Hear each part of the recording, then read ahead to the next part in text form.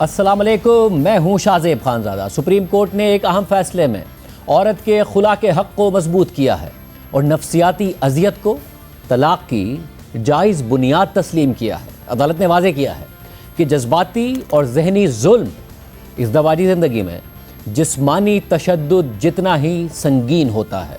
یہ فیصلہ جسٹس نعیم اختر افغان کے ساتھ ایک بینچ کی سربراہی کرتے ہوئے سپریم کورٹ کی جسٹس عائشہ ملک نے تحریر کیا ہے، اور اس فیصلے میں انہوں نے لکھا ہے کہ یہ درخواست 27 مئی 2024 کے پشاور ہائی کورٹ کے حکم کے خلاف ہے، جس کے تحت درخواست گزار خاتون کی رٹ مسترد کر دی گئی۔ خاتون کے وکیل نے موقف اختیار کیا کہ ان کی موکلہ نے نکاح کے خاتمے کی استدعا کی تھی، جس کی وجوہات میں شوہر کا ظلم، خرچ نہ دینا اور دوسرا نکاح شامل تھا۔ جج فیملی کورٹ پشاور اور ایڈیشنل جج نے درخواست گزار خاتون کی باتوں اور دلائل کو نظر انداز کر دیا اور اس خاتون کی رضامندی کے بغیر خلا کا حکم دے دیا۔ یوں اسے حق کے مہر سے محروم کر دیا گیا، جس میں اسلام آباد میں 200 گز کا پلاٹ، 30 تولے سونا اور 5 لاکھ روپے شامل تھے۔ ان سب کو مجموعی طور پر مہر کہا گیا۔ وکیل نے کہا کہ عدالتوں کا فیصلہ ریکارڈ کے خلاف ہے، جو کسی قانونی جواز کے بغیر بدنامی کا باعث بنا اور اس سے درخواست گزار خاتون کی عزت متاثر ہوئی۔ مخالف فریق یعنی شوہر کے وکیل نے موقف اختیار کیا کہ درخواست گزار خاتون نے ظلم یا خرچ یا دوسری شادی کی وجہ سے نہیں، بلکہ صرف خلا کے لیے مقدمہ دائر کیا تھا، لہٰذا فیملی کورٹ نے درست طور پر خلا دی، کیونکہ خاتون بار بار کہتی رہی کہ شوہر کے ساتھ اسے نہیں رہنا۔ وکیل نے کہا کہ عدالت میں ظلم کا کوئی ثبوت نہیں دیا گیا اور خاتون خود اپنے کریئر کے لیے گھر چھوڑ گئی تھی، جس سے یہ ثابت ہوتا ہے کہ وہ نافرمان تھی اور گھر میں رہنے کی خواہش مند نہیں تھی۔ مخالف وکیل نے کہا کہ شوہر نے بہت درگزر کیا اور اس نے نکاح کو بچانے کی بھرپور کوشش کی، مگر بیوی اپنے کریئر میں زیادہ دلچسپی رکھتی تھی اور اس نے ازدواجی رشتے کی پاسداری نہیں کی۔ سپریم کورٹ نے پھر اپنے فیصلے میں لکھا ہے کہ وکلا کے دلائل کے تناظر میں ہمارے سامنے 2 بنیادی مسائل غور کے لیے موجود ہیں۔ پہلا یہ کہ کیا فیملی کورٹ خود بیوی کی واضح رضامندی کے بغیر خلا اس عورت کو دے سکتی ہے جو نکاح ختم کرنے کی درخواست کرتی ہے؟ دوسرا مسئلہ یہ ہے کہ قانون کے تحت نکاح ختم کرنے کے لیے ثبوت کا کیا معیار درکار ہوتا ہے، خاص طور پر ظلم، دوسری شادی اور خرچ نہ دینے جیسے الزامات کے معاملے میں۔ ایک اہم پہلو یہ بھی ہے کہ فیملی کورٹ نے کیس کو کس انداز میں نمٹایا اور شواہد کا جائزہ کیسے لیا، کیونکہ فیصلے میں استعمال ہونے والی زبان کے بارے میں درخواست گزار خاتون کا موقف ہے کہ اس سے اس کی شہرت اور عزت کو نقصان پہنچا اور داغ لگا۔ اس مقدمے کے حقائق یہ ہیں کہ خاتون اور مرد کے درمیان نکاح 31 مئی 2015 کو ہوا تھا۔ نکاح نامے کے مطابق درخواست گزار خاتون کو پلاٹ، سونا اور رقم مہر کے طور پر ملی اور 10,000 روپے ماہانہ خرچ مقرر کیا گیا۔ رخصتی 9 اپریل 2016 کو ہوئی اور 4 جولائی 2017 کو بیوی نے نکاح ختم کرنے کا مقدمہ دائر کر دیا۔ فیملی کورٹ نے 22 جولائی 2019 کو خلا دے دی اور عدت کے عرصے کا خرچ 30,000 روپے مقرر کیا اور خلا کے بدلے سونا اور پلاٹ واپس کرنے کی ہدایت دے دی۔ تاہم فیملی کورٹ نے قرار دیا کہ رقم شوہر نے کبھی ادائی نہیں کی تھی، اس لیے اسے خلا کے بدلے معاف شدہ مہر تصور کیا گیا اور واپسی کی ضرورت نہیں سمجھی گئی، یعنی شوہر کو کوئی ادائیگی نہیں کرنی تھی۔ بیوی کی اپیل 12 اکتوبر 2020 کو مسترد ہوئی اور ہائی کورٹ میں درخواست 27 مئی 2024 کو خارج کر دی گئی اور فیصلہ برقرار رکھا گیا۔ سپریم کورٹ نے فیصلے میں مزید لکھا ہے کہ ہم سب سے پہلے ظلم کی بنیاد پر غور کرتے ہیں، جو نکاح ختم کرنے کی ایک قانونی وجہ کے طور پر پیش کی گئی ہے تاکہ معاملہ واضح ہو۔ پارلیمنٹ نے ظلم کی تعریف قانون میں بیان کرنے کی کوشش نہیں، بلکہ مختلف مثالیں دے کر اس کی نوعیت اور دائرہ کار کو واضح کیا ہے۔ یہ مثالیں ظاہر کرتی ہیں کہ ظلم جسمانی تشدد سے لے کر ذہنی یا جذباتی اذیت تک مختلف صورتیں رکھتا ہے، جیسے جائیداد یا مذہب میں مداخلت یا دوسری شادی میں ناانصافی برتنا وغیرہ۔ قانون میں دی گئی مثالیں حتمی نہیں ہیں، بلکہ رہنمائی کے لیے وضاحت کے طور پر دی گئی ہیں تاکہ عدالتوں کو گنجائش حاصل رہے کہ وہ ظلم کی مختلف صورتوں کو پہچان سکیں اور ظلم ثابت ہونے کی صورت میں انصاف مہیا کر سکیں۔ لہٰذا ظلم صرف جسمانی نقصان تک محدود نہیں ہے، بلکہ ایسا ہر طرز عمل جو ذہنی یا جذباتی اذیت پہنچائے اور عورت کے لیے عزت اور سلامتی کے ساتھ گھر میں رہنا ناممکن بنا دے، وہ بھی ظلم کے زمرے میں آتا ہے۔ ہماری عدالتوں نے ظلم کو ایسے رویے کے طور پر بیان کیا ہے جو صرف جسمانی تشدد تک محدود نہیں ہے، بلکہ ذہنی اور جذباتی اذیت دینے والے رویے کو بھی شامل کرتا ہے تاکہ انصاف کا دائرہ وسیع رہے اور ہر معاملے کی ہر پہلو سے سماعت ہو سکے۔ لہٰذا ظلم میں جسمانی نقصان بھی شامل ہے، جیسے تھپڑ مارنا، مار پیٹ کرنا یا حملہ کرنا اور ذہنی ظلم بھی شامل ہے، جیسے تحقیر آمیز رویہ رکھنا، گالم گلوچ یا بلا وجہ بدکاری کے الزامات لگانا۔ اسی طرح جذباتی ظلم جیسے بے رخی برتنا یا لاپرواہی کرنا، اور بعض اوقات گھریلو کشیدگی یا سسرالیوں کا ظالمانہ رویہ جس پر شوہر خاموش رہے یا اس کی حوصلہ افزائی کرے، یہ بھی ظلم کے زمرے میں آتا ہے۔ اور عدالتوں نے یہ بھی قرار دیا ہے کہ ظلم الگ الگ حرکات پر مشتمل ہو سکتا ہے جو بظاہر ایک دوسرے سے جڑی ہوئی نہ ہوں مگر مجموعی طور پر نقصان پہنچائیں اور عورت کے لیے نکاح میں رہنا ناقابل برداشت بنا دیں۔ عدالتوں نے ظلم کی تعریف کو وسیع کرتے ہوئے کہا ہے کہ ظلم میں ذہنی اذیت دینا، گالم گلوچ کرنا یا جھوٹے الزامات لگانا بھی شامل ہے۔ اس کا مطلب یہ ہے کہ جسمانی زخم شرط نہیں بلکہ ظلم ہر ایسے رویے پر مشتمل ہو سکتا ہے جو عورت کو دکھ، مایوسی، اعتماد کی کمی سے دوچار کر دے یا اس کی خودداری کو مجروح کر دے، خواہ وہ کسی عمل پر مشتمل ہو یا کسی اشارے پر، الفاظ یا خاموشی اور نظر اندازی پر بھی مبنی ہو۔ ایک حالیہ عدالتی فیصلے میں یہ قرار دیا گیا ہے کہ ظلم جسمانی یا ذہنی ہو سکتا ہے اور ارادی یا غیر ارادی، منصوبہ بندی کے ساتھ یا بغیر منصوبہ بندی کے بھی ہو سکتا ہے، اگر اثرات اتنے تکلیف دہ، شدید اور سخت ہوں کہ ازدواجی زندگی گزارنا ناممکن ہو جائے تو یہ ظلم کہلائے گا۔ عدالت نے زور دیا کہ رویے اور اس کے اثرات کو دیکھنا ضروری ہے، کیونکہ نکاح باہمی اعتماد، عزت، محبت اور شفقت پر قائم رشتہ ہے، جس کے ٹوٹنے پر عدالت کو جانچنا چاہیے کہ کیا عورت کے لیے وہ رویہ ناقابل برداشت تھا جس سے تنگ آ کر وہ نکاح برقرار رکھنے کی خواہش نہیں رکھتی۔ عدالتی نظائر سے واضح ہے کہ فیصلہ کن نقطہ یہ ہوتا ہے کہ شوہر کے رویے کا عورت پر اثر اتنا شدید ہو کہ وہ اس کے ساتھ رہنا ناممکن سمجھے، اور یہی ظلم کہلائے گا۔ اگر عدالت یہ دیکھے کہ ظلم جسمانی، ذہنی، جذباتی یا گھریلو ماحول سے متعلق ہے تو اسے تمام پہلوؤں کے ساتھ جانچنا ضروری ہے۔ آج کے بین الاقوامی معیار کے مطابق convention on the elimination of all forms of discrimination against women ریاستوں کو ہدایت دیتا ہے کہ نکاح اور خاندانی زندگی میں ہر قسم کا امتیاز ختم کیا جائے، اور اس کی عمومی سفارشات یہ واضح کرتی ہیں کہ صنفی بنیادوں پر تشدد، جس میں گھریلو ظلم بھی شامل ہے، امتیاز کی ایک شکل ہے جس کے خاتمے کے لیے مؤثر اقدامات ضروری ہیں، جن میں طلاق، علیحدگی اور تحفظ کے احکامات جیسے قانونی ذرائع شامل ہیں۔ International covenant on civil and political rights جسمانی اذیت اور ظالمانہ، غیر انسانی یا تحقیر آمیز سلوک اور سزا کو ممنوع قرار دیتا ہے، اور اقوام متحدہ کی ہیومن رائٹس کمیٹی نے اسے گھریلو ظلم کا شکار شادیوں پر بھی لاگو کیا ہے تاکہ تحفظ یقینی بنایا جا سکے اور انصاف ہو سکے۔ UN declaration on the elimination of violence against women نے تشدد کی تعریف وسیع کی ہے، جس میں جسمانی، جنسی اور نفسیاتی تشدد شامل ہے، اور ریاستوں کو ہدایات دی ہیں کہ خواتین کے لیے انصاف اور خاندانی قانون میں قانونی چارہ جوئی تک رسائی یقینی بنائی جائے۔ پاکستان میں dissolution of Muslim marriage act کے تحت ظلم شوہر کے رویے اور سلوک سے متعلق ہے۔ جب اس کا برتاؤ یا طرز عمل بیوی کے ساتھ جسمانی تشدد کی صورت اختیار کر جائے یا ذہنی اور جذباتی اذیت کا باعث بنے تو یہ ظلم کہلاتا ہے۔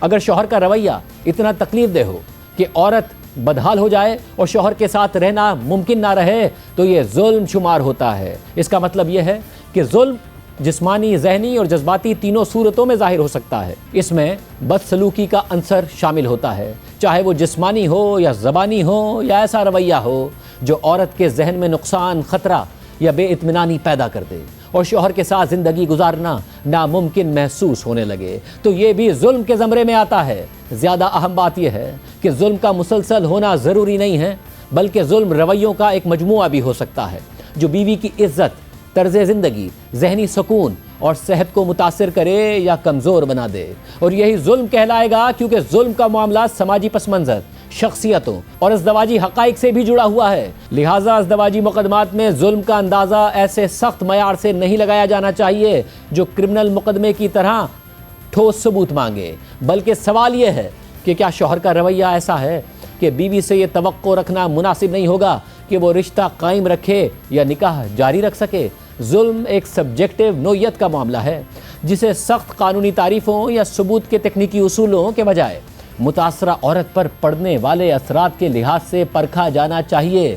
ایک عورت کو نکاح ختم کرنے کا حکم حاصل کرنے کا حق حاصل ہے، بشرطے کہ وہ قانون میں دی گئی ایک یا زیادہ وجوہات کو ثابت کر سکے تاکہ عدالت کو یقین ہو جائے کہ اس کے دلائل درست ہیں اور حقیقت کے قریب تر ہیں۔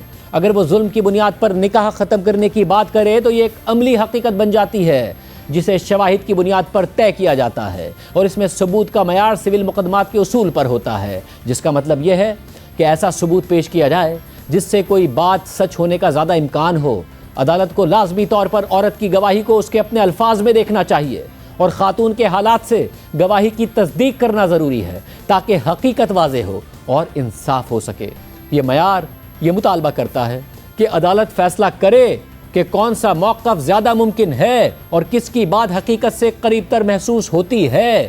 عدالت عورت کے بیانات، شواہد اور حالات کو مد نظر رکھتے ہوئے یہ دیکھے کہ شوہر کے رویے کا اس کی ازدواجی زندگی پر کیا اثر پڑا ہے، اور شوہر کے دفاع کو بھی شواہد کے تناظر میں پرکھے۔ قانون یہ شرط عائد نہیں کرتا کہ عورت ہر جسمانی یا ذہنی اذیت کے لیے زخم یا پولیس رپورٹ یا میڈیکل سرٹیفکیٹ لے کر آئے۔ شواہد دیکھتے وقت عدالت کو یاد رکھنا چاہیے کہ ظلم کی کوئی واحد تعریف موجود نہیں ہے۔ جو ایک کیس میں ظلم ہو ضروری نہیں کہ وہ دوسرے کیس میں بھی ظلم ہو، کیونکہ ظلم کا تصور انسانی حالات کے مطابق بدلتا ہے۔ یہ فرد سے فرد تک اور خاندان سے خاندان تک تبدیل ہوتا ہے، اور اس کا دار و مدار پرورش، حساسیت، تعلیم، خاندانی پس منظر، مالی حالت، سماجی مرتبے، رواج، روایات، مذہبی عقائد اور انسانی اقدار پر ہوتا ہے۔ ظلم فریقین کے طرز زندگی اور معاشی یا سماجی حالات پر بھی منحصر ہوتا ہے، اور ان کے ثقافتی اور اخلاقی نظریات سے بھی جڑا ہوتا ہے جنہیں وہ اہم سمجھتے ہیں۔ ظلم کا تصور یکساں نہیں رہ سکتا، بلکہ وقت اور حالات کے ساتھ ضرور بدلتا رہتا ہے۔ ازدواجی معاملات میں ذہنی یا جذباتی ظلم کے تعین کے لیے کوئی سخت فارمولہ نہیں بنایا جا سکتا۔ اس لیے دانشمندانہ اور مناسب طریقہ یہی ہے کہ کیس کو اس کے حقائق اور حقائق کی بنیاد پر پرکھا جائے اور فیصلہ کیا جائے۔ اہم ترین پہلو یہ ہے کہ جس رویے کو ظلم کہا گیا ہے اس کا عورت کی زندگی پر کیا اثر پڑا، یہی فیصلہ کن نقطہ ہے۔ ہم نے تمام ریکارڈ کا بغور جائزہ لیا اور یہ دیکھا کہ فیملی کورٹ اور ایپلیٹ کورٹ دونوں نے ثبوت کے درست معیار کو نہیں اپنایا۔ انہوں نے درخواست گزار خاتون کے شواہد کو مکمل طور پر نظر انداز کر دیا اور جسمانی تشدد کے ثبوت کے لیے غیر ضروری طور پر دستاویزی شہادت کا تقاضا کیا، اور سب سے اہم یہ کہ خاتون کی تعلیم اور کام کرنے کی خواہش کو بغیر کسی سیاق و سباق کے نافرمانی کے مترادف قرار دے دیا، جو کہ کھلی غلطی تھی۔ درست معیار ثبوت یہ ہے کہ شہادت کو بیلنس آف پروبیبلٹیز پر پرکھا جائے، یعنی درخواست گزار کے تمام شواہد اور اس کے بیان کو مد نظر رکھا جائے جس میں جسمانی، ذہنی اور جذباتی اذیت کے اثرات بیان کیے گئے جنہوں نے خاتون کے لیے نکاح میں رہنا ناممکن بنا دیا تھا۔ درخواست گزار خاتون نے ظلم کے واقعات 4 گواہوں کے ذریعے بیان کیے جن میں وہ خود بھی شامل تھی، اور اس نے حلفیہ بیان دیا کہ اسے شوہر کی جانب سے بدسلوکی کا سامنا رہا۔ درخواست گزار خاتون نے الزام لگایا کہ سسرال کے گھر میں رہتے ہوئے شوہر رات گئے گھر واپس آتا تھا، اور اس کے خاندان کے مرد ملازم آزادی سے ان حصوں میں گھومتے پھرتے تھے جہاں وہ رہتی تھی، جس سے اسے خوف اور اذیت محسوس ہوتی تھی۔ جب اس نے شوہر سے شکایت کی تو اس نے بے حسی اور لاپرواہی دکھائی۔ گواہوں نے بتایا کہ خاتون کے ہونٹ کے قریب تشدد کے نشانات ظاہر تھے جو تھپڑوں سے پڑے تھے۔ خاتون نے مزید کہا کہ سسرال کے افراد اسے زبانی اور جذبانی طور پر اذیت دیتے تھے اور اسے پالتو کتوں کی موجودگی سے بھی خوف محسوس ہوتا تھا۔ ایک موقع پر اسے انہی کتوں کے سامنے دھکا دے کر گرا دیا گیا جس سے اس کی تذلیل اور خوف میں اضافہ ہوا۔ بعد میں جب وہ شوہر کے ساتھ الگ رہنے لگی تو وہ اکثر رات 2 یا 3 بجے تک گھر نہیں آتا تھا، جس سے بیوی کو شدید بے چینی ہوتی تھی۔ شوہر نے اس کا نمبر بند کر دیا تاکہ وہ رابطہ نہ کر سکے، اور اس دوران خرچہ یا مناسب خوراک بھی مہیا نہیں کی۔ خاتون کے گواہوں نے اس واقعے کا بھی ذکر کیا جب پولیس کی نگرانی میں اسے شوہر کے گھر سے باہر نکالا گیا۔ تمام گواہ جرا کے دوران ڈٹے رہے اور شوہر کے اچھے رویے کے تمام دعوے کو یکسر مسترد کر دیا۔ تاہم تقریباً سب نے یہ تسلیم کیا کہ ان کے سامنے خاتون پر جسمانی تشدد نہیں کیا گیا۔ اس کے برعکس شوہر نے ظلم کے دعوے کو رد کرنے کے لیے خود کو بطور گواہ پیش کیا تاکہ وہ شادی کے دوران اپنے اچھے رویے کی گواہی دے سکے اور الزامات کو رد کرے۔ شوہر کے دیگر گواہان نے بدتمیزی یا نافرمانی یا اس کے اچھے برتاؤ پر کوئی گفتگو نہیں کی۔ اپنے تمام بیانات کے دوران شوہر نے سارا زور اس بات پر رکھا کہ بیوی نافرمان، نوکری پیشہ، آزاد خیال ہے اور اس لیے ازدواجی فرائض ادا کرنے یا گھر میں رہنے پر آمادہ نہیں ہے۔ شوہر نے ظلم کے تمام الزامات سے انکار کیا کیونکہ بیوی نے کوئی FIR درج نہیں کروائی، کوئی طبی رپورٹ پیش نہیں کی اور نہ ہی اپنے ساتھ ہونے والے تشدد کو کہیں درج کیا۔ ثبوت کا جائزہ لیتے ہوئے فیملی کورٹ اور ایپلیٹ کورٹ نے یہ غلطی کی کہ انہوں نے صرف تحریری یا طبی ثبوت مثلاً FIR اسپتال کے سرٹیفکیٹ یا تحریری شکایات کو جسمانی تشدد کے ثبوت کے لیے ضروری قرار دیا۔ ان ثبوتوں کی غیر موجودگی میں انہوں نے یہ نتیجہ نکال لیا کہ ظلم ثابت نہیں ہوا۔ اس بارے میں انہوں نے ذہنی اور جذباتی اذیت اور ظلم کے اثرات کا جائزہ نہیں لیا۔ فیملی کورٹ نے بھی غلط بنیاد پر بیوی کے گواہوں کے بیانات کو رد کر دیا کہ اسے کبھی ان کے سامنے نہیں مارا گیا۔ یہ سمجھنا ضروری ہے کہ گھریلو تشدد اکثر گھر کی چار دیواری میں ہونے والا جرم ہے جو تنہائی میں کیا جاتا ہے اور جس کے کوئی گواہ نہیں ہوتے۔ یہ جرم سماجی اور ثقافتی رکاوٹوں، مالی انحصار اور آگاہی کی کمی کے باعث عموماً رپورٹ نہیں کیا جاتا۔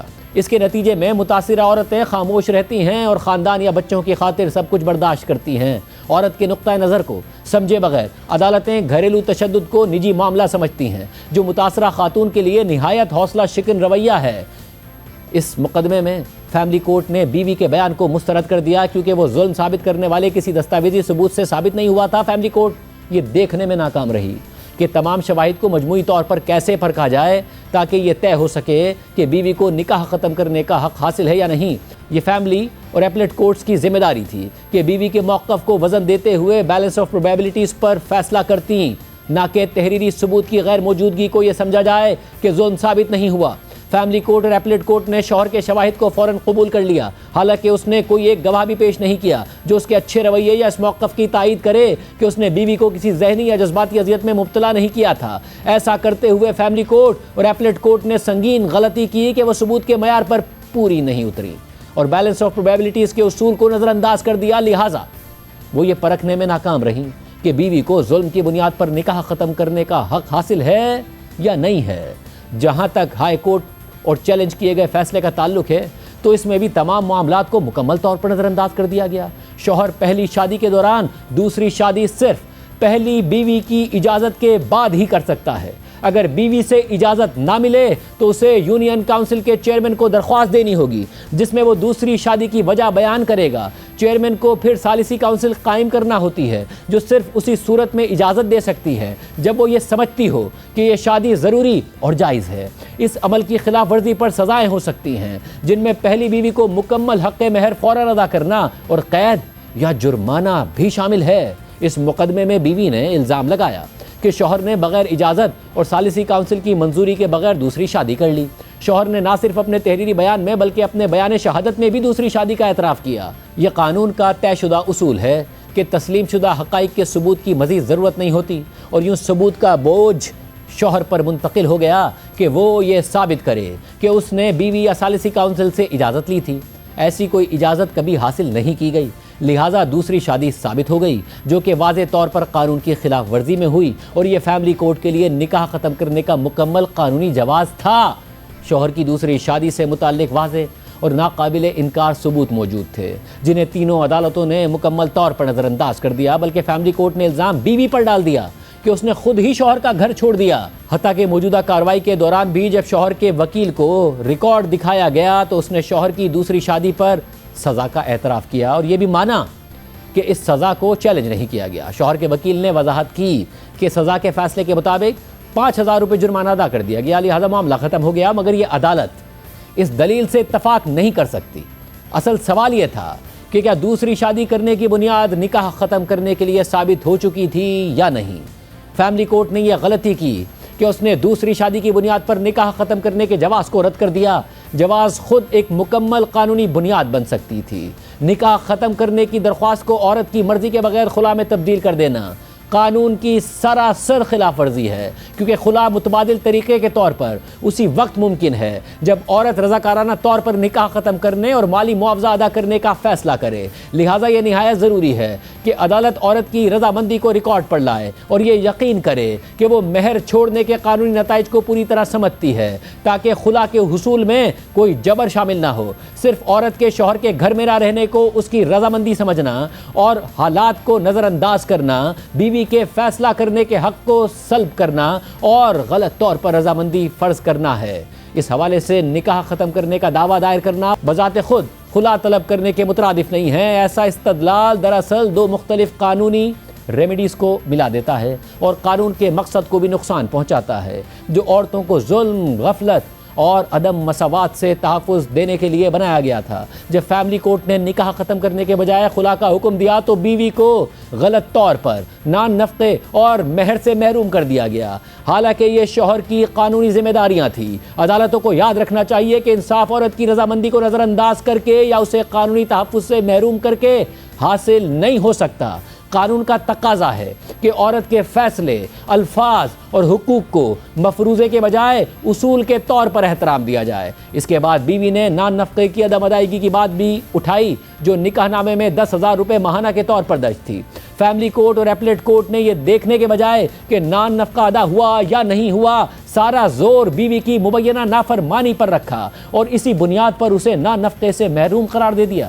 نان نفقے کی عدم ادائیگی مسلم فیملی قوانین کے تحت نکاح ختم کرنے کی ایک تسلیم شدہ بنیاد ہے، لہٰذا یہ طے کرنا ضروری تھا کہ نان نفقہ ادا ہوا یا نہ ادا کرنے کی کوئی قانونی وجہ موجود تھی یا نہیں۔ بیوی نے اس حوالے سے اپنے اور اپنی والدہ کے بیانات کے ذریعے ثبوت دیا کہ شادی کے دوران اسے کوئی نان نفقہ ادا نہیں کیا گیا۔ اس کی والدہ نے یہ وضاحت بھی دی کہ دسمبر 2016 سے علیحدگی کے بعد کسی قسم کا نان نفقہ نہیں دیا گیا۔ اس بیان پر شوہر کی جانب سے کوئی جرح نہیں کی گئی اور نہ ہی کوئی ثبوت پیش کیا گیا۔ مزید یہ کہ اپنے بیان شہادت میں شوہر نے کبھی نہیں کہا کہ اس نے نکاح نامے کے مطابق نان نفقہ ادا کیا تھا اور اس کے کسی گواہ نے بھی نان نفقے کی ادائیگی سے متعلق کچھ نہیں کہا۔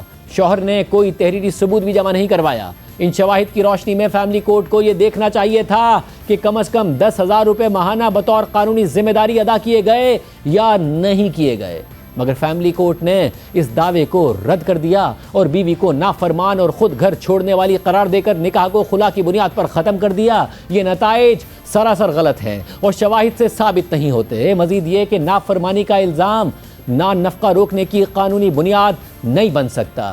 بیوی کو نوکری پیشہ یا آزاد خیال کہنا اور مخلوط نظام تعلیم میں پڑھنے کی بنیاد پر نافرمان سمجھنا درست نہیں ہے اور یہ نان نفقہ ادا کرنے کی ذمہ داری ختم نہیں کرتا۔ اس مقدمے میں نکاح نامے کے ذریعے ماہانہ 10,000 روپے ادا کرنے کی قانونی ذمہ داری واضح طور پر عائد تھی، جسے محض مفروضوں یا خیالات کی بنیاد پر ختم نہیں کیا جا سکتا۔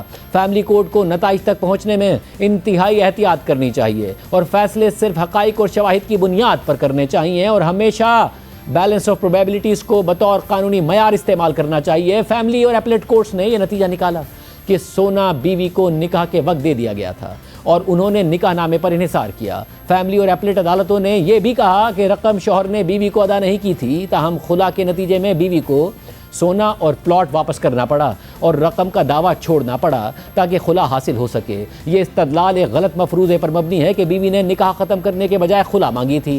اس سے عدالتوں نے غلطی سے فرض کر لیا کہ بیوی نے اپنے مالی حقوق چھوڑ دیے ہیں اور وہ تمام فوائد چھین لیے جو قانون اور نکاح نامہ اسے دیتا تھا۔ نتیجتاً بیوی کو نہایت غیر منصفانہ طور پر مہر سے محروم کر دیا گیا، جو شوہر کی نکاح نامے کے مطابق لازمی ذمہ داری تھی۔ اس مقدمے میں بنیادی نقطہ یہ ہے کہ فیملی کورٹ نے نکاح ختم کرنے کے مقدمے کو کس انداز میں چلایا اور اپلیٹ کورٹ اور ہائی کورٹ نے اسی فیصلے کی تائید کی۔ تمام زور اس مفروضے پر دیا گیا کہ بیوی نافرمان اور خود گھر چھوڑنے والی خاتون تھی۔ انہوں نے اس ثبوت پر غور تک نہیں کیا کہ 3 الگ مواقع پر فریقین میں صلح کے لیے جرگے ہوئے، جن کے بعد بیوی نے ہر بار رضاکارانہ طور پر گھر واپسی کی۔ صرف دسمبر 2016 میں بیوی نے گھر چھوڑا، جس کے بعد نہ شوہر اور نہ ہی اس کے خاندان نے کوئی رابطہ کیا۔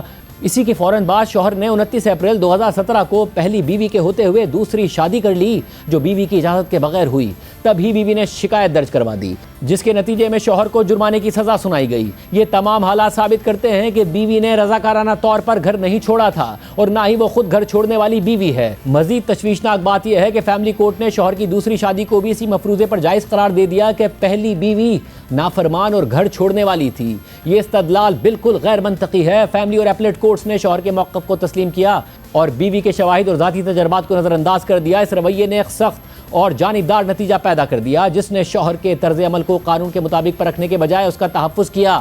سب سے اہم بات یہ ہے کہ عدالتیں اس مقدمے کو صنفی نقطہ نظر سے دیکھنے میں ناکام رہیں۔ صنفی نقطہ نظر ضروری ہے کیونکہ یہ عدالت کو وہ معاشرتی حقائق سمجھنے میں مدد دیتا ہے جن میں عورتیں ظلم برداشت کرتی ہیں کہ یہ عورتیں دباؤ، خوف یا انحصار کے باعث بولنے یا ثبوت دینے سے قاصر رہتی ہیں، جیسا عدالتیں توقع کرتی ہیں۔ صنفی زاویے سے دیکھنے کا مطلب یہ بھی سمجھنا ہے کہ عورتیں تکلیف کو مختلف انداز میں محسوس کرتی ہیں۔ فیملی اور ایپلیٹ کورٹس کا استدلال مفروضوں پر مبنی تھا، نہ کہ ثبوتوں پر، اور وہ بیوی کے تجربات اور ظلم اور دوسری شادی کے اثرات کو نہ سمجھ سکیں۔ مزید یہ کہ غیر محتاط یا غیر سوچے سمجھے الفاظ کا استعمال عورتوں کو بدنام کرتا ہے، ظلم کو معمول بنا دیتا ہے اور اسی مردانہ سوچ کو مضبوط کرتا ہے جسے قانون ختم کرنا چاہتا ہے۔ عدالتی فیصلوں میں استعمال ہونے والے الفاظ کی اہمیت ہوتی ہے جب فیصلے رائج تصورات پر مبنی ہوں یا غیر قانونی عمل کو جائز ٹھہرائیں تو وہ عدم مساوات کو بڑھاتے ہیں اور معاشرتی رویوں کو اس طرح تشکیل دیتے ہیں جو عورتوں سے ان کی عزت، انصاف اور برابری چھین لیتے ہیں۔ اس پس منظر میں فیملی عدالت کی زبان بھی توجہ کی مستحق ہے، کیونکہ وہ انتہائی مردانہ ذہنیت کی عکاسی کرتی ہے۔ بیوی کو بار بار نافرمان بیوی یا گھر چھوڑنے والی عورت کہنا یا یہ فرض کرنا کہ اس نے ایسے حالات پیدا کر دیے تھے جنہوں نے شوہر کو دوسری شادی پر مجبور کر دیا تھا، بحث کو عورت کے ساتھ ہونے والے ظلم اور اس کی آزادی سے ہٹا کر اطاعت اور نافرمانی تک لے جاتا ہے۔ یہ استدلال شوہر کے ظالمانہ اور غیر قانونی عمل کو چھپا دیتا ہے اور اسے نیک اور اچھا شوہر ظاہر کرتا ہے۔ یہ معاشرتی فیصلے ہیں جنہیں قانونی نتائج کا رنگ دے دیا گیا ہے،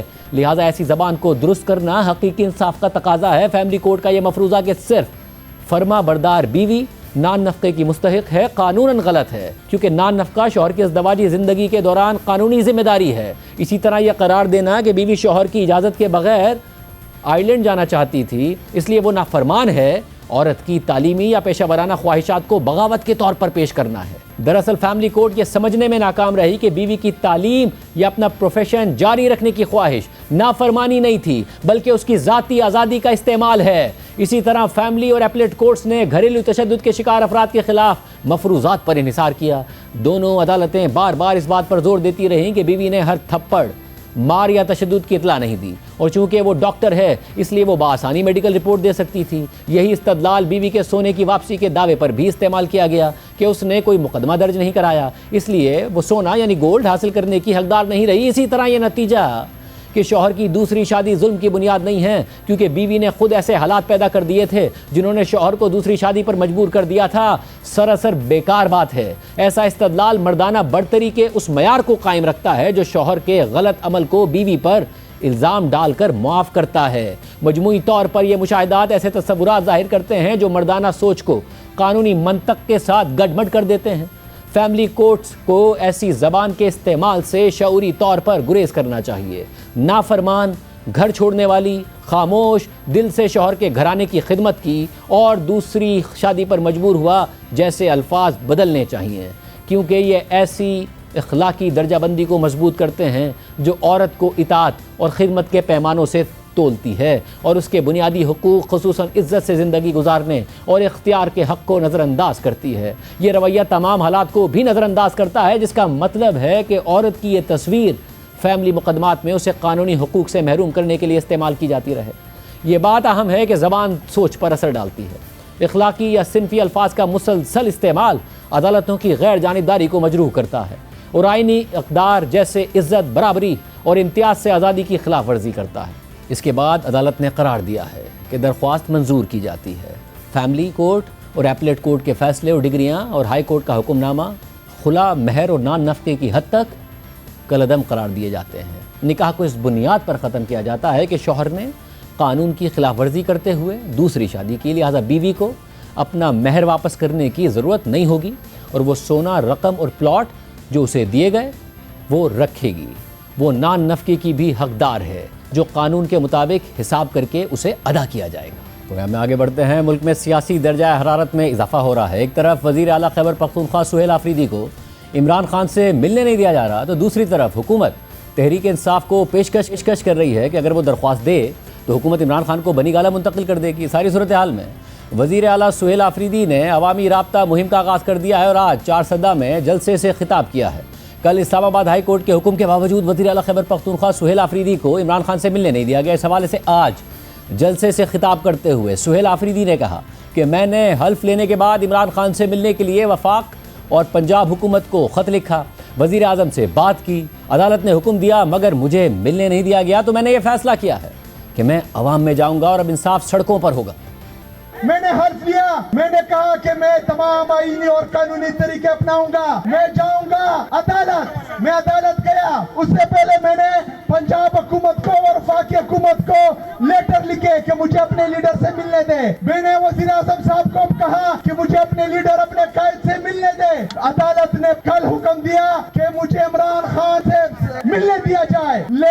لیکن مجھے ملنے نہیں دیا گیا، تو میں نے یہ فیصلہ کیا کہ میں عوام کے درمیان جاؤں گا، اپنا مقدمہ عوام کے سامنے رکھوں گا، اب انصاف سڑکوں پر ہوگا۔ ہمیں نہ مرنے کا خوف ہے، نہ تمغوں کی لالچ ہے، عمران خان کے لیے جیئیں گے، عمران خان کے لیے مریں گے۔ بند کمروں میں فیصلے کرتے ہیں، ہمیں اعتماد میں لیے بغیر بند کمروں کے فیصلے ہم پر مسلط کرتے ہیں، لیکن ہم ان کو بتانا چاہتے ہیں کہ اس کے بعد تمام فیصلے خیبر پختونخوا کی حکومت، خیبر پختونخوا کے عوام، خیبر پختونخوا کے پارلیمنٹ کو اعتماد میں لیے بغیر ایک فیصلہ بھی نہیں مانیں گے۔ تیاری پکڑو، کیونکہ میرے لیڈر میرے قائد نے کہا ہے کہ تیاری پکڑے، تیار ہو۔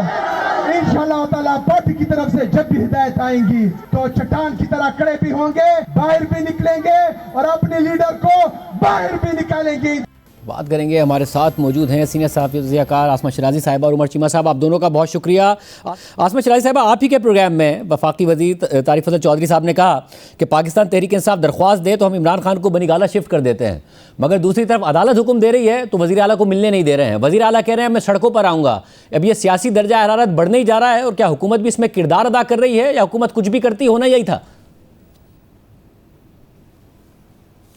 میرا خیال ہے کہ حکومت تو اپنا کردار ادا کر رہی ہے۔ اس کی وجہ یہ ہے کہ ایک ملاقات کوئی بڑا مسئلہ نہیں تھا حکومت کے لیے، وہ چاہتے تو سہیل آفریدی صاحب کی ملاقات کو فیسیلیٹیٹ کر سکتے تھے، جبکہ سہیل آفریدی صاحب کی بات بھی وزیر اعظم کے ساتھ ہو گئی تھی۔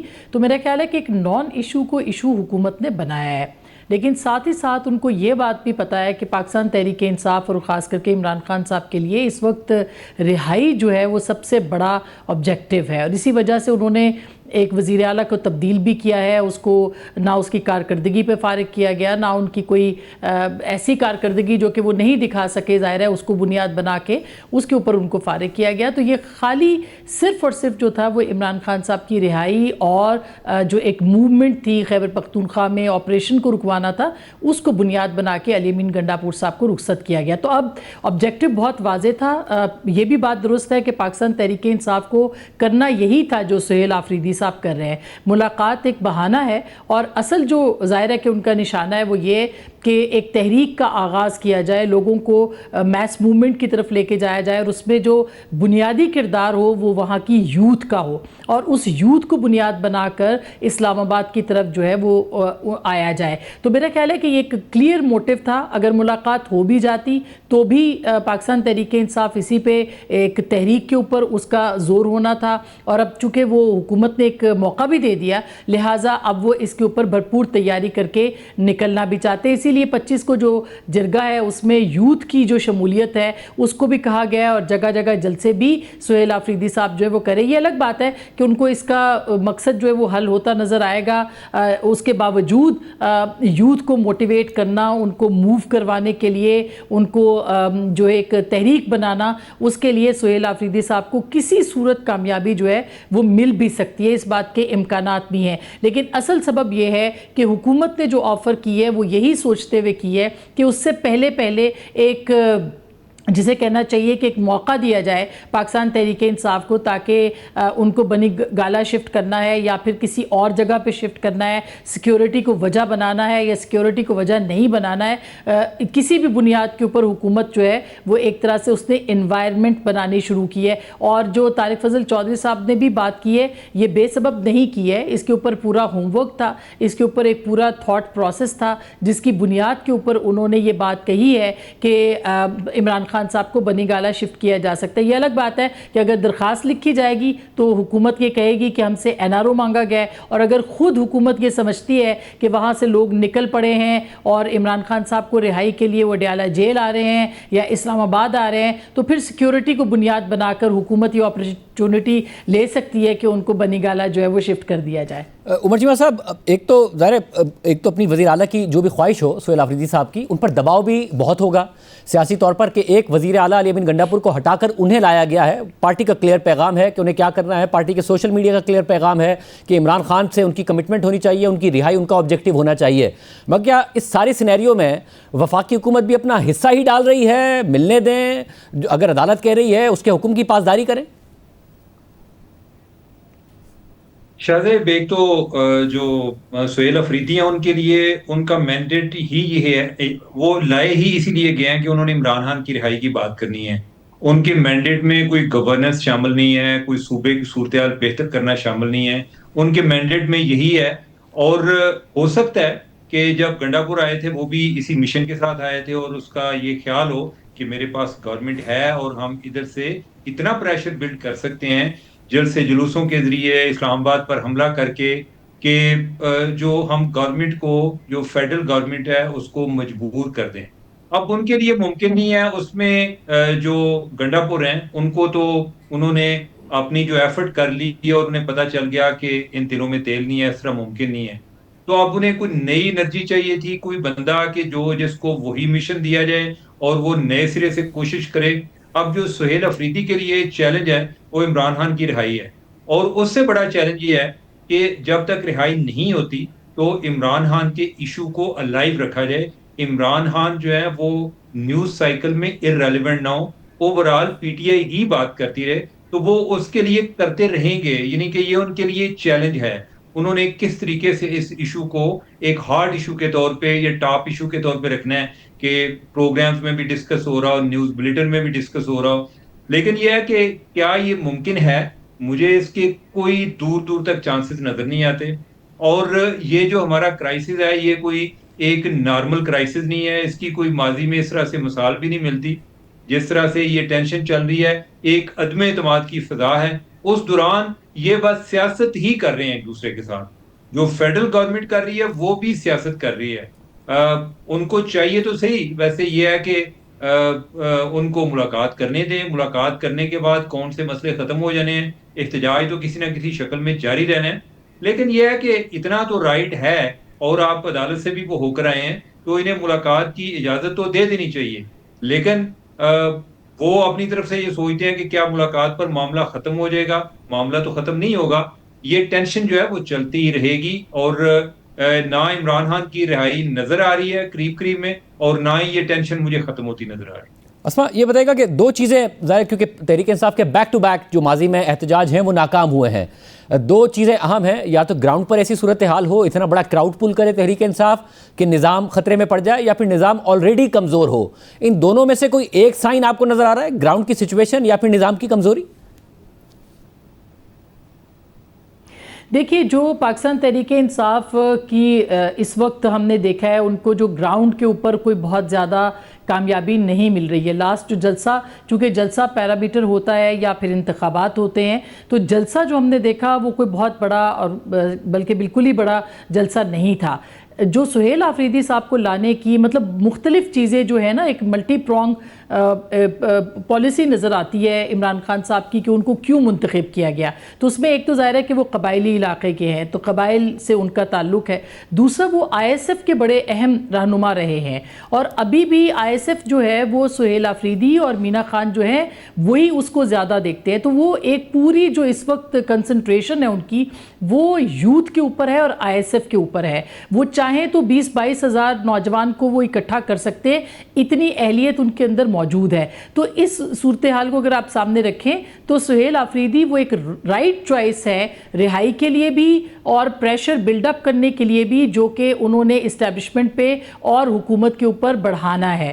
تو اور اس کے بہت کم دن ہے، زیادہ دن نہیں ہے، کیونکہ توشہ خانہ کے فیصلے سے پہلے عمران خان صاحب یہ چاہتے ہیں کہ جلد سے جلد جو ہے وہ اتنا پریشر بلڈ اپ ہو جائے کہ وفاق کو جو ہے وہ گھٹنے ٹیکنے پڑے، اور پچھلی بار کی طرح کم از کم بات چیت کے اوپر آمادہ نظر آئیں اور کچھ جو ہے وہ ان کے ساتھ بات چیت ہو. تو میرا خیال ہے کہ ایک رائٹ چوائس جو ہے وہ سہیل آفریدی صاحب ہے. جہاں تک نظام کے کمزوری کی بات ہے تو مجھے نہیں لگتا کہ نظام کمزور ہے، بلکہ نظام اس سے پہلے سے کہیں زیادہ مضبوط ہو چکا ہے. اور جتنی کنفرنٹریشن اسٹیبلشمنٹ کے ساتھ پاکستان تحریک انصاف کی ہوگی، اتنا نظام اور زیادہ مضبوط ہوگا، اتنا جو ایک سویلین اختیار ہے وہ اور زیادہ کمزور ہوگا. تو میرا خیال ہے کہ پہلے بھی اگر 9 مئی کے بعد سے اب تک کے واقعات دیکھے جائیں تو جو سویلین سپیس ہے وہ کم ہوئی ہے. اس کی وجہ یہ کہ کنفرنٹریشن اتنی زیادہ پی ٹی آئی نے بڑھائی ہے اور اسٹیبلشمنٹ نے بڑھائی ہے کہ اب ایک سویلین سپیس جو ہے وہ بہت محدود ہو گئی ہے. اب اگر کوئی اس طرح کی اور چڑھائی ہوتی ہے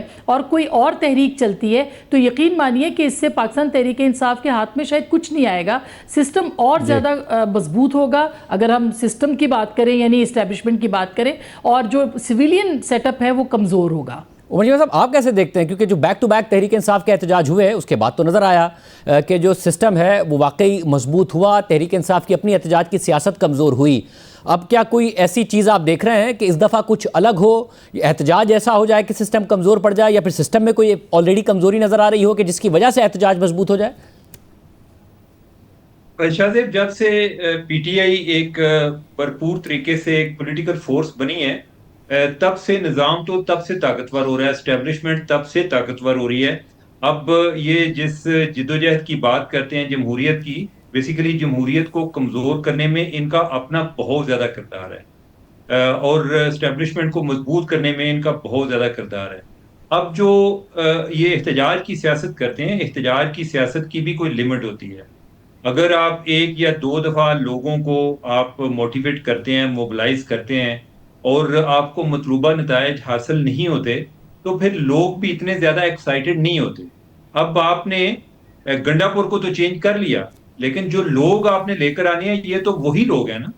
جو ایک ہارڈ لائنرز ہوتے ہیں وہ کتنے کو ہوتے ہیں, یعنی کہ وہ ایک موومنٹ کو ڈرائیو تو کر رہے ہوتے ہیں, لیکن آپ کو ایک کراؤڈ تو ساتھ چاہیے ہوتا ہے نا. اور اگر کراؤڈ جو ہے ان سے ان کا یقین متزلزل ہو جائے, انہیں لگے کہ ہمارے احتجاج سے یا دھرنا دینے سے, اسلام آباد پر حملہ کرنے سے کوئی فرق نہیں پڑتا, تو وہ پھر وہ یہی سوچتے ہیں کہ جانے کا کیا فائدہ ہے. دوسری طرف یہ ہے کہ جو نظام جس کی آپ بات کر رہے ہیں ان کے لیے وہ بھی ایک بڑا, ایک آپ سمجھیں کہ یہ ایک بڑی ٹائٹ روپ واک ہے, کہ بڑا ایک بیلنسنگ ایکٹ ہے. بیلنسنگ ایکٹ اس طرح سے ہے کہ جب آپ احتجاج ہوتے ہیں تو جو ایک پی ٹی آئی کی بھی ایک کوشش ہوگی, یعنی کہ جس طریقے سے انہوں نے 26 نومبر کو وہ جو ڈیتھ ہوئی اس کو انہوں نے کاؤنٹ کو بڑھاتے ہوئے سینکڑوں میں ہزاروں میں لے گئے, تو ایک ان کی ایفرٹ تو یہ تھی کہ جتنا ہم ان کو ایک اس لحاظ سے ویک کر سکتے ہیں یا لوگوں کو یا اس پروٹیسٹ کو ایمپلیفائی کر سکتے ہیں وہ کریں, تو وہ نہیں ہوا. تو یہ گورنمنٹ لیول پر بھی ایک کنسیڈرڈ ایفرٹ ہے کہ ہم جتنا اس طرح سے کوئی مار داڑ والا کام ہو کم سے کم کریں تاکہ چیزیں ہمارے ہاتھ سے نہ نکلیں, کیونکہ یہ مومنٹس جو ہے نا بڑی کریٹیکل ہوتی ہیں. یہ جب آپ سے ہاتھ سے نکلتی ہیں تو پتہ ہی نہیں چلتا, بڑے بڑے طاقتور رجیم جو ہیں وہ بھی گر جاتے ہیں. تو ایک خطرہ نظام کے لیے بھی موجود ہے, لیکن اگر اوور آل ہم بات کریں ان کے کنٹرول کی, ان کی ایک ریچ کی بات کریں تو وہ پہلے کی نسبت بہت زیادہ ہے, اور ان کا جو کانفیڈنس لیول ہے وہ بھی کافی زیادہ ہے, یعنی کہ وہ پہلے والا نہیں ہے جو آج سے کوئی 2 سال پہلے ہوتا تھا. بہت شکریہ. عزیز ناظرین آپ نے سنا, ایک اور اپمنٹ ہوئی ہے, وہ کہاں تک جائے گی بات کریں گے ایک بریک کے بعد.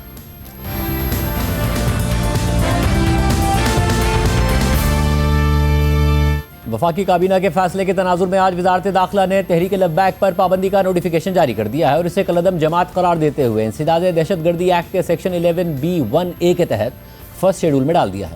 وزارت داخلہ کے نوٹیفیکیشن میں یہ موقف اختیار کیا گیا ہے کہ وفاقی حکومت کے پاس ٹی ایل پی کے دہشت گردی سے منسلک اور ملوث ہونے کے ٹھوس گراؤنڈز موجود ہیں. وزارت داخلہ کا یہ نوٹیفیکیشن ٹی ایل پی کے امیر سمیت تمام متعلقہ اداروں اور صوبائی حکومتوں کو بھجوا دیا گیا ہے. اس کے علاوہ وفاقی حکومت اب ٹی ایل پی پر مکمل پابندی لگانے پر بھی غور کر رہی ہے, جس کے ذریعے ٹی ایل پی کو بطور سیاسی جماعت تحلیل کروایا جائے گا اور الیکشن کمیشن سے اسے ڈی نوٹیفائی کروایا جائے گا. مگر آج اس حوالے سے وزارت داخلہ کی کنفیوژن نظر آئی. پہلے نمائندہ جیو نیوز مریم نواز کی ذرائع سے خبر سامنے آئی کہ ٹی ایل پی پر مکمل پابندی کے لیے وزارت داخلہ نے قانونی کارروائی کا آغاز کر دیا ہے. وزارت قانون اور اٹارنی جنرل کی مشاورت کے بعد آئین کے آرٹیکل 17 کی شق 2 اور 3 کی بنیاد پر سپریم کورٹ میں ریفرنس دائر کیا جائے گا اور ریفرنس میں وفاقی حکومت ٹی ایل پی کی دہشت گردانہ کارروائیوں کے ثبوت دے گی. پھر سپریم کورٹ فوجداری ٹرائل کی طرح شواہد کا جائزہ لے کر ریفرنس پر حتمی فیصلہ کرے گی. ذرائع نے بھی بتایا کہ یہ ریفرنس سپریم کورٹ میں جلد ہی دائر کر دیا جائے گا. مگر پھر یہ خبر سامنے آئی کہ وفاقی حکومت کے موقف میں تبدیلی آ گئی ہے. مریم نواز ہی کی خبر کے مطابق وزارت داخلہ کے ذرائع نے بتایا ہے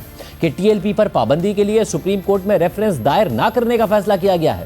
ٹی ایل پی پر پابندی آئین کے آرٹیکل 17 کے تحت نہیں بلکہ انسداد دہشت گردی ایکٹ کے تحت لگائی گئی ہے, اور انسداد دہشت گردی ایکٹ کے تحت پابندی کے لیے سپریم کورٹ سے فیصلہ درکار نہیں ہوتا. مگر یہ واضح رہے کہ ٹی ایل پی صرف ایک تنظیمی نہیں بلکہ الیکشن کمیشن میں رجسٹرڈ ایک سیاسی جماعت بھی ہے اور وہ باقاعدہ الیکشن میں حصہ لیتی رہی ہے. پنجاب اسمبلی میں ٹی ایل پی کا ایک رکن بھی ہے, لہٰذا ٹی ایل پی پر بطور سیاسی جماعت پابندی لگانے یا اسے تحلیل کرنے کے حوالے سے آئین کے آرٹیکل 17 اور الیکشن ایکٹ کی شق 212 پر عمل کرنا ہوگا, ورنہ صرف انسداد دہشت گردی ایکٹ کے تحت پابندی سے ٹی ایل پی کی سیاسی جماعت کی حیثیت پر فرق نہیں پڑے گا۔ اس حوالے سے ماہر قانون ریما عمر نے ایکس پر پوسٹ کرتے ہوئے لکھا ہے کہ انسداد دہشت گردی ایکٹ کے تحت کسی تنظیم پر پابندی لگانا آئین اور الیکشن ایکٹ کے تحت کسی سیاسی جماعت پر پابندی لگانے یا اسے تحلیل کرنے سے مختلف ہے۔ T L P election commission میں ایک رجسٹرڈ سیاسی جماعت ہے۔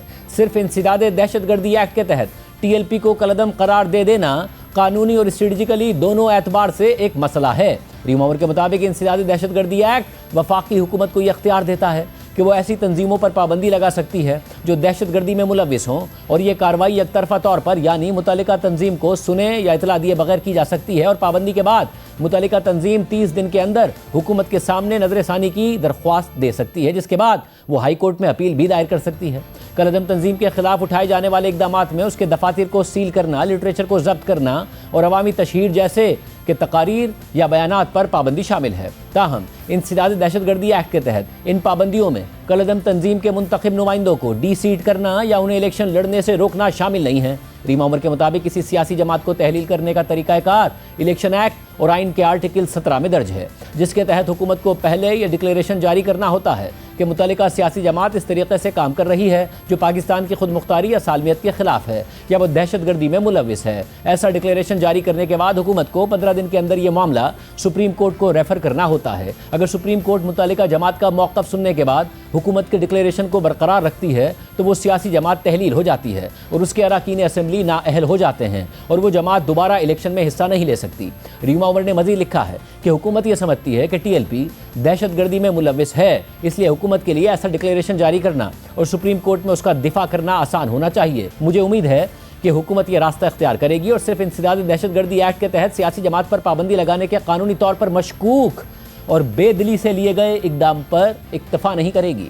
ٹی ایل پی پر مکمل طور پر پابندی لگانے کا یہ قانونی اور آئینی راستہ ہے۔ حکومت اس حوالے سے مشاورت کر رہی ہے، تاہم ابھی تک کوئی حتمی فیصلہ نہیں لیا گیا اور آج حکومتی موقف میں کنفیوژن بھی دیکھنے میں آئی۔ اہم بات یہ ہے کہ جب اپریل 2021 میں تحریک انصاف کی حکومت میں پرتشدد مظاہروں کی وجہ سے ٹی ایل پی پر پابندی لگائی گئی تھی تو اس وقت بھی ٹی ایل پی کو الیکشن کمیشن سے تحلیل کروانے اور مکمل طور پر بین کرنے کے بڑے بڑے دعوے کیے گئے تھے، مگر پھر عملی طور پر کچھ نہیں کیا گیا، بلکہ 6 مہینے انسداد دہشت گردی ایکٹ کے تحت لگائی گئی پابندی بھی ہٹا لی گئی تھی۔ دیکھیے 2021 میں انسداد دہشت گردی ایکٹ کے تحت ٹی ایل پی پر پابندی لگانے کے اگلے ہی دن عمران خان کی حکومت کے وزیر داخلہ شیخ رشید نے وزیر مذہبی امور نور الحق قادری کے ساتھ پریس کانفرنس کرتے ہوئے اعلان کیا تھا کہ ٹی ایل پی پر پابندی لگا دی ہے، اب اسے تحلیل کرنے کی طرف جا رہے ہیں، جو قانون ہاتھ میں لے گا قانون اسے ہاتھ میں لے گا۔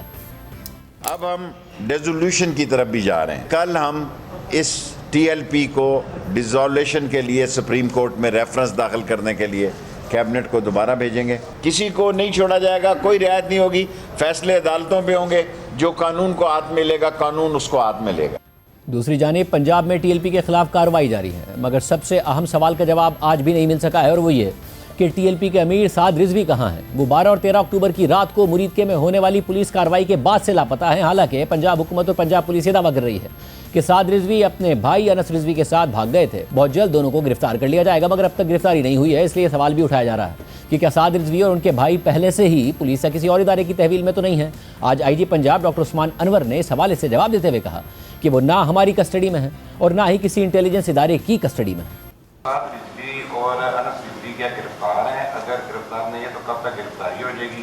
تو کیا یہ تو نہیں ہوگا کہ جیسے ان کو بھی ساتھی چھڑانے کے لیے آ جائیں گے، جیسے ہے نا واقعات ہوتے ہیں کہ ساتھی چھڑانے؟ جہاں تک تعلق ہے ساتھیوں کے چھڑانے کا تو ان کو ساتھی ہی چھڑا کے لے گئے تھے اور وہاں سے جانے کی ویڈیوز بھی موجود ہیں۔ اور جہاں تک تعلق ہے ان کے ہمارے کسٹڈی یا کسی انٹیلیجنس ایجنسی کسٹڈی ہونے کا نہیں، وی وانٹ دیم، اور قانون کو ان کو فیس کرنا پڑے گا۔ اگر وہ قانون کے آگے پیش کریں گے تو لازمات ان کے ساتھ بالکل انصاف ہوگا۔ آئی جی پنجاب نے ٹی ایل پی کے خلاف پولیس کی کارروائیوں کی تفصیلات بھی بتائیں۔ ہمارے پاس 80+ ATA کے 30+ نان ATA کے کیسز رجسٹرڈ ہیں۔ انہوں نے ہماری 65 گاڑیوں کو نقصان بھی پہنچایا، 6 گاڑیاں سنیچ کی، 2 تھانوں پہ حملے کیے، تقریباً ہمارے 20-22 SMGs جو ہوتی ہے مین کلاشن کو وہ بھی سنیچ کی، اسی سے ہم پہ گولیاں چلائیں، اور اس کے ساتھ ساتھ آنسو گیس، بلٹ پروف جیکٹس یہ بھی سنیچ کی۔ یہاں تک کہ شادرہ ٹاؤن تھانہ جا کے آپ چیک کر لیجئے، آپ نے خود اپنی ویڈیو بنائی نہیں ہے، ان تھانوں پہ شادرہ تھانے پہ مختلف جگہوں پہ حملے کیے، گاڑیوں کو لے گئے، تمام گاڑیاں ریکور ہو چکی ہیں۔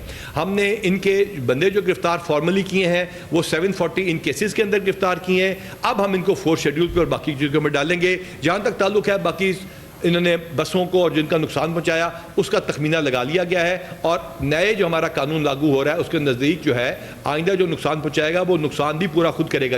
پنجاب میں ٹی ایل پی کے خلاف کریک ڈاؤن جاری ہے، کیا صورتحال ہے بات کریں گے جیو نیوز لاہور کے بیورو چیف رئیس انصاری سے۔ صاحب بہت شکریہ ہمیشہ جوائن کرنے کے لیے۔ ظاہر ہے ریاست حکومت دعوے کر رہی ہے کریک ڈاؤن کے، آپ جو اس وقت وٹنس کر رہے ہیں آپ نے ماضی میں بھی دیکھا ہے، کیا واقعی اس دفعہ ڈیفرنٹ ہے، سنجیدگی زیادہ ہے، کیا کاروائیاں ہو رہی ہیں؟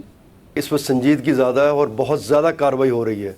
اس وقت جو ہمارے نزدیک جو ہے، جو آئی جی صاحب نے بتایا 750، لیکن تقریباً 950 سے زیادہ لوگ پکڑے گئے ہیں، اس کی عدالتوں میں بھی ہیں، کچھ کے ریمانڈ لے لیے گئے ہیں، اور ایسے 3000 لوگوں کی فہرست مرتب کی گئی جو انہیں مطلوب ہیں۔ تو بس اتنی پیمانے پر کبھی بھی پہلے 4 یا 5 ہزار لوگوں کی لسٹ نہیں بنی، یہ اس بار ایسا ہوا کہ ان کی لسٹ بنی ہے، اور جتنی کریک ڈاؤن جاری ہے اس میں زیادہ تر وہی لوگ ہیں جو ان کے اس میں آئے، سی سی ٹی وی کیمروں میں آئے یا دوسرے پرائیویٹ کیمریز میں آئے، یا جن کو جیو فینسنگ کے ذریعے دیکھا گیا، اور ان میں زیادہ تر وہی لوگ ہیں جو ان کے کسی مدرسے میں پڑھتے ہیں یا کسی جگہ ان کے جو دفاتر ہیں ان میں کام کرتے ہیں۔ تو اس وقت بڑی سنجیدگی سے جو ہے گورنمنٹ آف پنجاب وہ ایکشن لے رہی ہے۔ دوسری بات جو آپ نے بھی کی تھی کہ جس طرح پہ پابندی لگائی گئی، یہ 2021 میں بھی ایسے ہی ہوا تھا، لیکن اب بھی جو ذرا لگتا ہے کہ کچھ ذرا تیزی دکھائی گئی، اس میں اگر آرام سے آتے تو زیادہ بہتر ہو سکتا تھا۔ ابھی بھی جو پابندی لگی ہے وہ پابندی ایسے لگ رہی ہے کہ جو مذہبی جماعت ہے، مذہبی جماعت کی آڑ میں جو انہوں نے ہنگامہ کیا، توڑ پھوڑ کی، فائرنگ کی، لوگوں سے چیزیں چھینی، بسیں چھین کے لے گئے، تو وہ ابھی انہوں نے جو پابندی لگی ہے وہ مذہبی اس میں آئی ہے۔ تو اسی لحاظ سے جو ہے ابھی مدرسوں کی جو جیو ٹیگنگ کی گئی ہے، حکومت اسی طرف دیکھ رہی ہے، اور جو مساجد ہیں تقریباً 130 ایسی مساجد ہیں ان کی جن کا انتظام محکمہ اوقاف پنجاب کے زیر انتظام دیا جا رہا ہے، اور اسی طرح مدرسوں کو بھی چیکنگ کی جا رہی ہے کہ جو یہ لوگ وہاں تھے یہ کس طرح ان کو ٹرین کیا جاتا ہے، کس طرح ان کو ہنگامے کے لیے اکسایا جاتا ہے۔ تو اس طرف حکومت جو ہے وہ خاصی اس وقت سنجیدگی سے اس طرف ہے، اور اسی لیے مزید وہ جو قانون ہے اس کے مطابق چل رہے ہیں، اور انسداد دہشت گردی کی جو دفعات ہیں ان کے تحت مقدمے ہوئے، ان کے تحت انہیں پکڑا جا رہا ہے، اور بہت سی چیزیں بھی اس میں ہیں۔ اطلاع ہے کہ سعد رضوی ان کے بھائی کہاں ہیں، تو ہم جو ہمارا تاثر ہے جو ہم پہلے بھی دیکھتے رہے ہیں کہ جب پولیس یہ کہتی ہے، گورنمنٹ جس طرح عظمہ بخاری نے بھی کہا کہ ہم بہت قریب پہنچ چکے ہیں اور ہم ان کے بہت قریب ہیں، ہم نے سارا مانیٹر کیا، سارے ٹریک دیکھا ہے، تو تاثر ہمیشہ ایسے ہی جاتا ہے کہ یہ کسی نہ کسی کے پاس ہوتے ہیں اور یہ ملزم پکڑے جاتے ہیں۔ جب یہ حکومت کہتی ہے نا ہم پہنچ گئے ہیں، قریب ہے، تو یہ تاثر جاتا ہے، لیکن اس وقت پولیس ہو یا کوئی ایجنسی ہو یہ اس چیز کو ماننے کو تیار نہیں ہے کہ سعد رضوی اور انس رضوی جو ہیں وہ کسی کے پاس ہیں یا پولیس کے پاس ہیں۔ بہت شکریہ سب کو آپ نے سنی، آج کا دیجیے، اللہ حافظ۔